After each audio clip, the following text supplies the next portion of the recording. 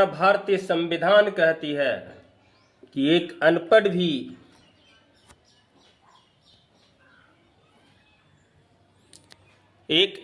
भी मुख्यमंत्री प्रधानमंत्री बन सकता है। इसलिए किसी मुख्यमंत्री को उनकी डिग्री पूछना असंवैधानिक है।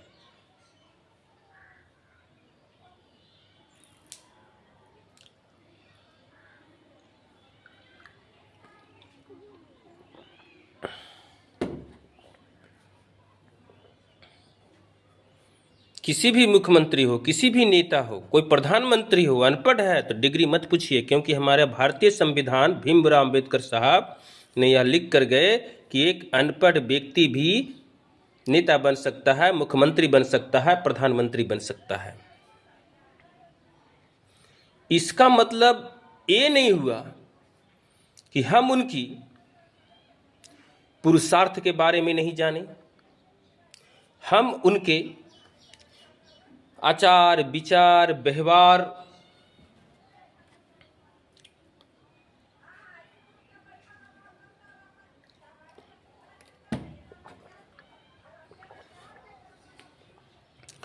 आत्मबल अनुभव एहसास प्रैक्टिकली जो हमारे संविधान कहते हैं, डिग्री जरूरी नहीं है, लेकिन एक अनुभव तो जरूरी है, एक एहसास जरूरी है, एक जानकार व्यक्ति का होना तो जरूरी है। इतने बड़े पद को संभालने जा रहे हैं, आपके अंदर मानव प्रेम है या नहीं है? क्या आप मानव संसाधन का सदुपयोग कर सकते हैं या नहीं? आपका जीवन, आप आज जन्म लिए और मुख्यमंत्री बन गए, ऐसी तो कोई बात है नहीं। आप जन्म लिए, आप जितनी उम्र गुजारे हैं, उस गुजरे हुए उम्र में आपने क्या क्या किया? अगर कोई व्यक्ति 10 बार झूठा बोलता हो या सच्चा बोलता हो, तो 10 बार अगर सच्चा बोला तो अगरमा झूठ होगा ही होगा। 10 बार झूठा बोला तो अगरमा को भी मान लीजिए वो झूठ ही बोल रहा होगा। तो व्यक्ति डिग्रीधारी ना हो चलेगा, परंतु उसके अंदर अनुभव होना चाहिए, उसके अंदर एक पुरुषार्थ होना चाहिए, उसके अंदर समाज की उत्थान करने का एक रास्ता होना चाहिए, एक पथदर्शक। नेता का अर्थ ही होता है पथदर्शक। एक सम्यक ज्ञान होना चाहिए। क्या उसके पास कुछ ऐसी कौशल है, कुछ हुनर है? क्या उनके बोल चाल से ऐसा पता चलता है कि उसके अंदर सोचता, जो व्यक्ति जो सोचेगा बस वही होगा और वही जमी पे करेगा भी। व्यक्ति की सोच के अनुसार उसका कर्म क्रिया चलती है। तो हम लोग ये ना पूछें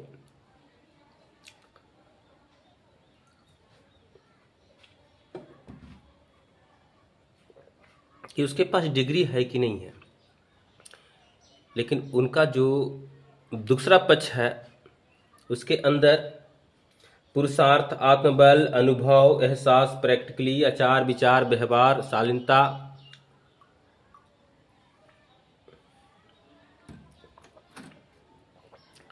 गर्मी का दिन है, बहुत ज़्यादा प्यास लगता है। ये है या नहीं है? अरे बंदरम भकोलम, आप पढ़े लिखे नहीं हो तो ये सब में भी तो कुछ नहीं हो, 0/0 हो। ये सब में भी तो 0 हो। कोई किसान अपने गाय बैल बकरी चराने के लिए आपको चरवाहा रख सकता है क्या? साला जानवर भी भिड़क कर घर आनी चाहिए तो भाग जाएगा जंगल। कुछ तो होना चाहिए आपके पास। कैसे बन गए इतने बड़े पद संभालने के लिए? क्या दिए आप हो? चाटुकारिता, तलवा चाटने वाला, हाथ की कठपुतली, स्टंप मोहर। आपको लाज नहीं आती है? जिस पद के लायक नहीं हो उस पद पे जाके बड़े पर चढ़ बैठते हो। एक ड्राइवर को दे दिया जो कोई भी नहीं जानता, आपने प्रमाण दे दिया कि चलो भैया ये ड्राइवर बन गया, इसके पास कोई अनुभव नहीं है गाड़ी घोड़ा चलाने के लिए, पीछे 100 पैसेंजर लेकर के बस चल दिया, जाके आगे तो गड्ढे में गिराओगे ना आप। बात करते हैं, समाज को बिगाड़ने चल रहे हैं, देश को लूटने चले हैं। गुलाम भारत नहीं है, सभी लोगों के पास दिमाग है, आपका तो गया। बड़ा अफसोस की बात है, बड़ा अफसोस की बात है कि आप लोग समझ नहीं पाते हैं। आपको समझना होगा और गलती करने से डरना होगा। क्योंकि आज कलयुग नहीं है, सतयुग है। सतयुग है। किसी युग में भी इतनी व्यवस्था नहीं थी। किसी युग में मोबाइल था, इलेक्ट्रॉनिक्स था, हवाई जहाज, एरोप्लेन, रॉकेट वगैरह था। किसी युग में इतना नहीं है। ये आज का युग सतयुग है। जो करोगे भैया, कुछ देर तक छुप जाओगे, लेकिन सामने लोग ला करके खड़ा कर देंगे आपको। बंदरम भकुलम।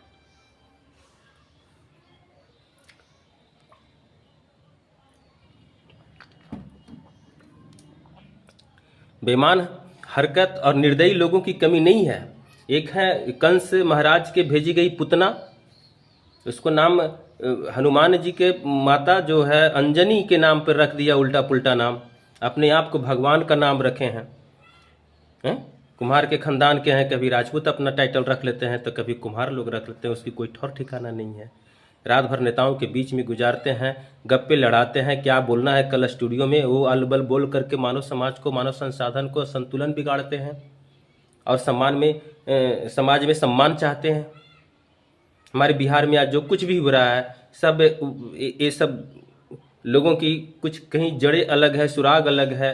ये तिकड़म है, तिकड़म। जो लोग समझ पाते हैं वो समझ रहे होंगे, जो नहीं समझ पाते हैं नहीं समझ रहे होंगे। तिकड़म का अर्थ होता है कि आप पर किसी भी प्रकार का कोई कर्म अपनाया जाए, आपको किसी चीज़ के कोई गतिविधि में लाया जाए और आपको पता न चले कि आपकी जो एक गतिविधि बदली है, आपकी जो गतिविधि जो आप जो कर रहे थे कुछ और करने लगे, समाज में जो हो रहा था वो कुछ और होने लगे। इसको करने वाला सूत्रधार कौन है, इसकी पता न चलना चाहिए। तिकड़म होता है। आपको लड़ा देगा दो में से, किसी को पता नहीं चलेगा कि लड़ाने वाला कौन है। लड़ाने वाला बीच में हट के मजा लेते रहेगा। कोई सभी लोग तो रुपया पैसा से मरता है। ज़िंदगी क्या रुपया पैसे से चलती है। पहले के ज़माने में तो थोड़ा बहुत 15-20 साल पहले जाइएगा तो एक डंगोनी में बदला नहीं चलता था। 2 आदमी उसके घर से मेरे पास है तो मेरे घर से भी उसके डंगोनी में गया। हल चल रहा है तो 2 घर उसके घर से भी हल आया तो हमारा भी उसका घर में हल जाएगा। लोग धान लिया तो चावल दिया, गेहूँ लिया तो सरसों दिया, मूँग लिया तो मसूर दिया। ये सब चलते थे सहयोग। अब तो हर कदम रुपया पैसा पे है।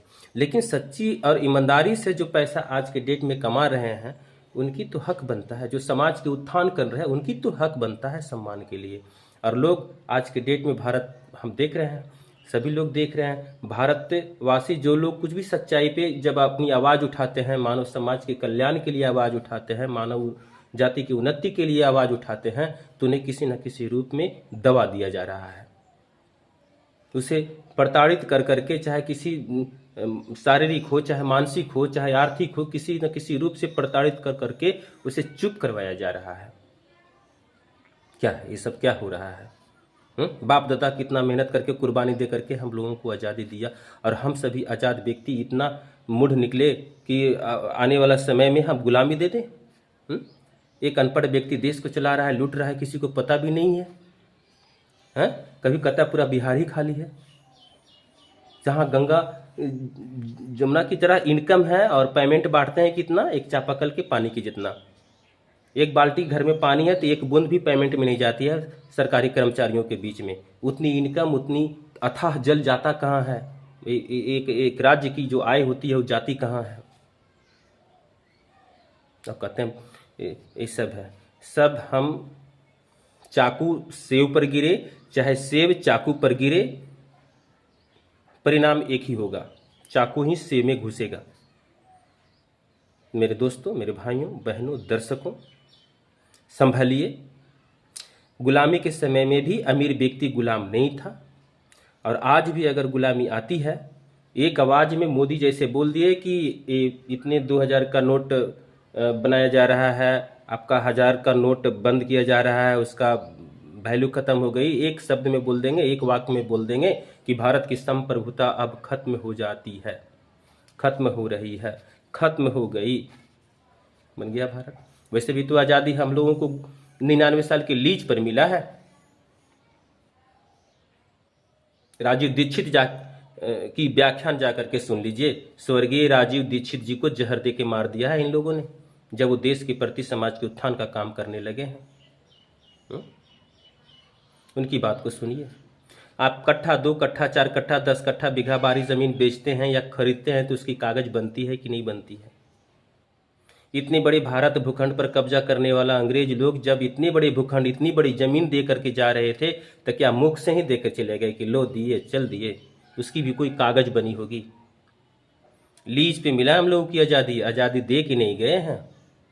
और ये सब जैसे जैसे 99 वर्ष के करीब करीब आते जाते चलेंगे, वैसे वैसे आपको दर्द सहने की शक्ति बढ़ाया जाएगा तिक्रमधारियों के द्वारा। आप दर्द सहिए, सुन सुन करके भी चुप रहिए, देख करके भी लगे कि हम अंधा हैं, कुछ मत बोलिए। दर्द सहने की शक्ति बढ़ा रही है। और हमारे इतिहासकार कहते हैं कि दर्द बढ़ने की जब शक्ति बढ़ाई जाती है, लोगों में जब दर्द सहने की जब शक्ति रह जाती है, अथाह आ जाती है, तब उसे गुलाम बनाया जाता है। सब कुछ छीन लिया आपसे, सब कुछ छीन लिया। घर में एल्युमिनियम, चीनी, समुद्री नमक, आपका मैदा, ये सब पहुंचा करके तो आपको बलहीन बना दिया। सादा बॉल, मछुआ कछुआ, अगरबत्ती, ये सब पहुंचा करके आपका तो पिट्यूटरी ग्लैंड को खत्म कर दिया। आपके जहाँ से ज्ञान उपार्जन होती है, जीवनी शक्ति जहाँ होती है, उसी को तो नष्ट कर दिया। भारत सरकार, बिहार सरकार, ये सब सरकार अपने बीच बचाव, अपने बचाव के लिए ही समय गुजार देते हैं। जनता जनार्दन के बारे में क्या सोचेंगे, जनता नागरिकों की उन्नति के बारे में क्या योजना बनाएंगे हैं? कुर्सी से चिपके, कुर्सी को बचाए रखने में ही इनका समय चला जाता है। जब जब गुरुओं पर प्रहार हुई, रावण गुरु से कर वसूलने लगे थे, कंस अपने आप को ईश्वर कहने लगे थे। इतनी क्रूरता, दुष्टता और निर्दयता जो कंस के बारे में था, जो पुतना माता भेजी थी कृष्ण की हत्या करने के लिए।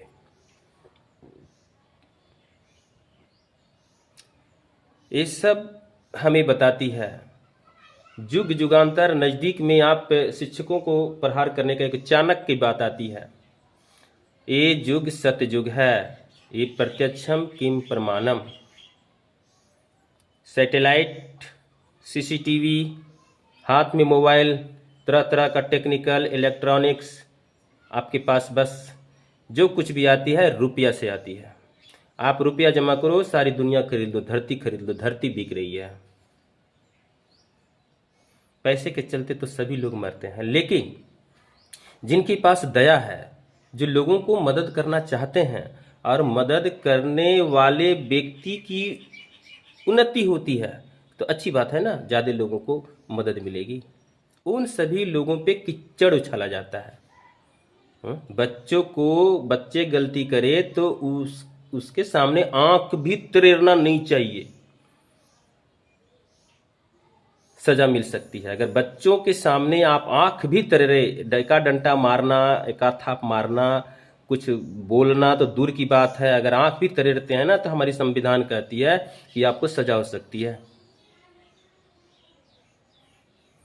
गुरु को घसीट घसीट कर करके बेइज्जत किया जाए, जो अपराध नहीं किया उस अपराध के लिए सजा दिया जाए, जो सम्मान उन्होंने ब्रह्मांड की ना जाने किस किस ऊर्जा से समेटी है, उसको बिखेर देने में मिनटों नहीं लगाया।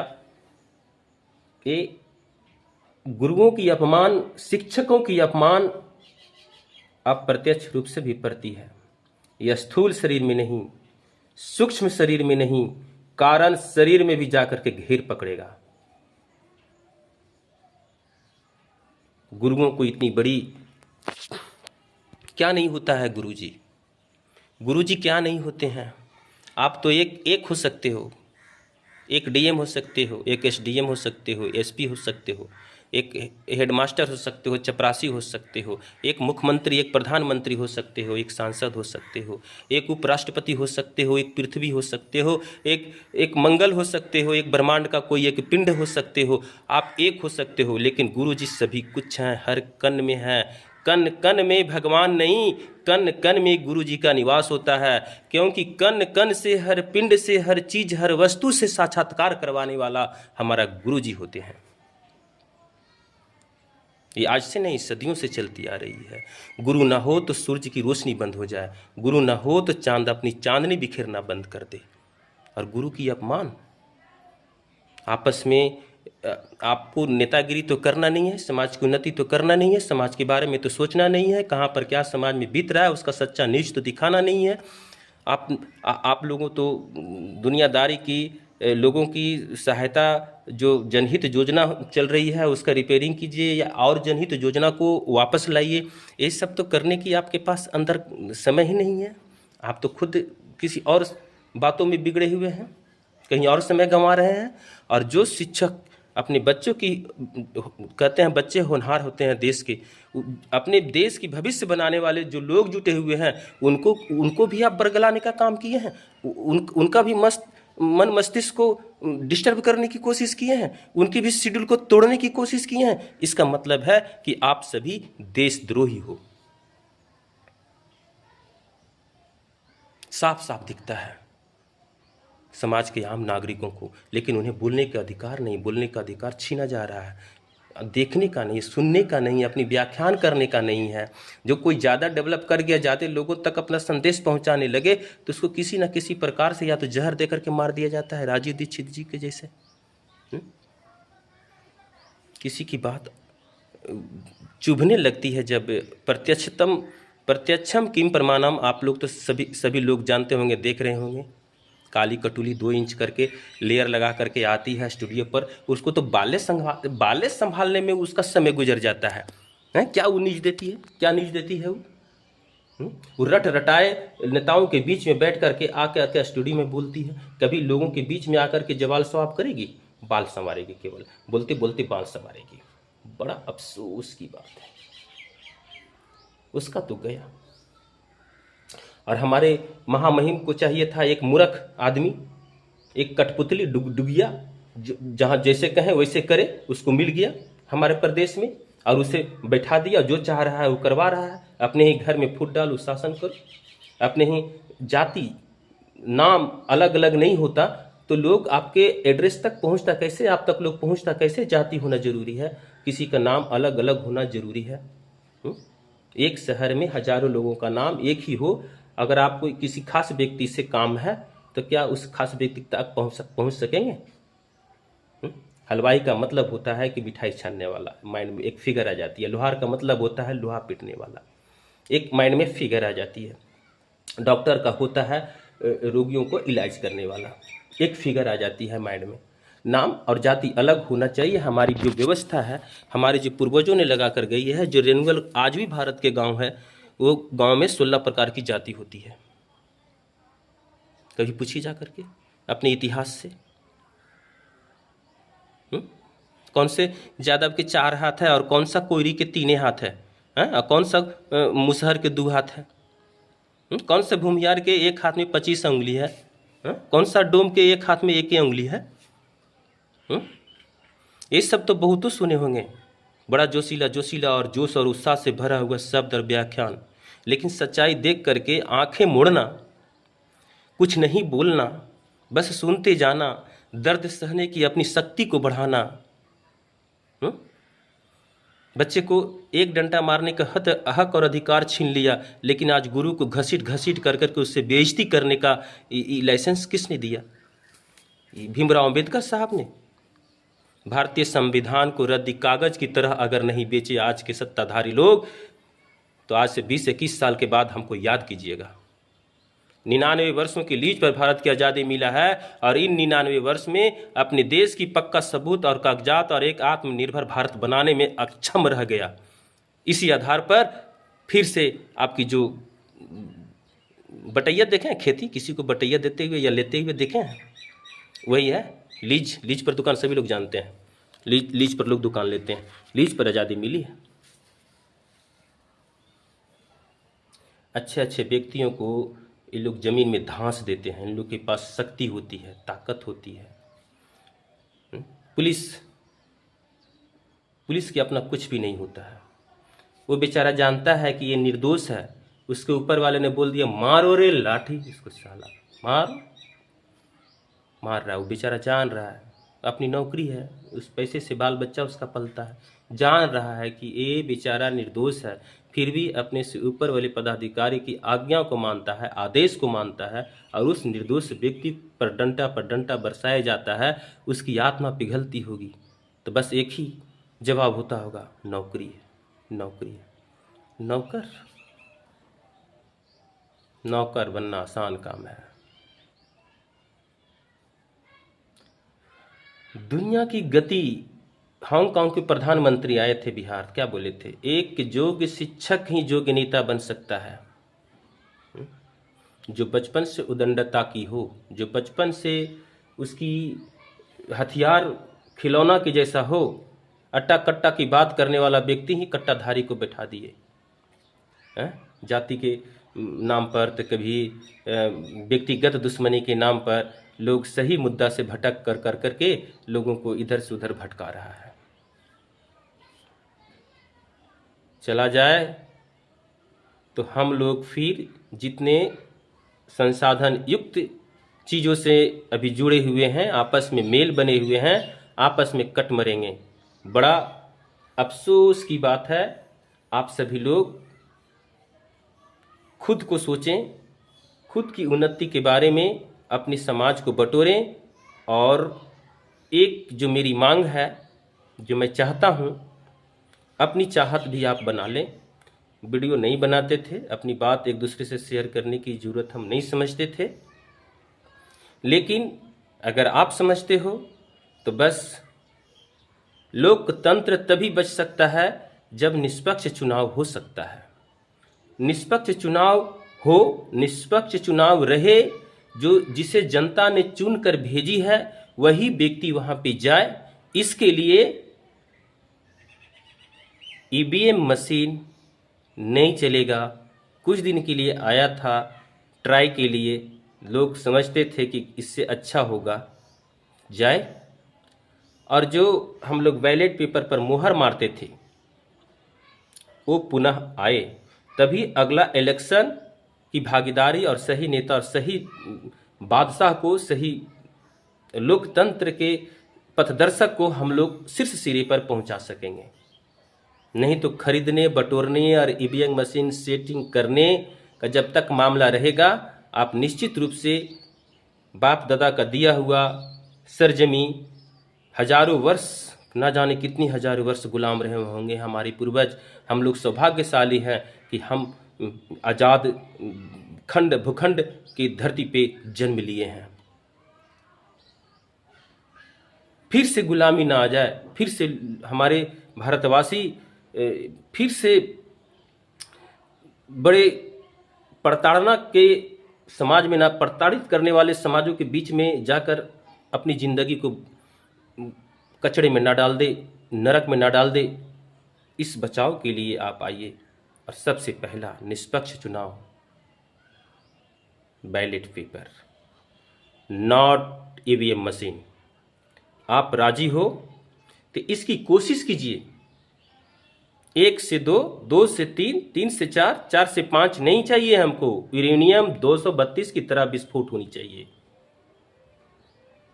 1 से 3, 3 से 9, 9 से 27, से 81, से 243, इस तरह से आगे बढ़ना चाहिए, ताकि जल्द से जल्द ईवीएम मशीन की जगह पर तो थंप मारने वाला, मुहर मारने वाला बैलेट पेपर आने चाहिए। तभी हम एक सच्चे व्यक्ति को भेज सकेंगे।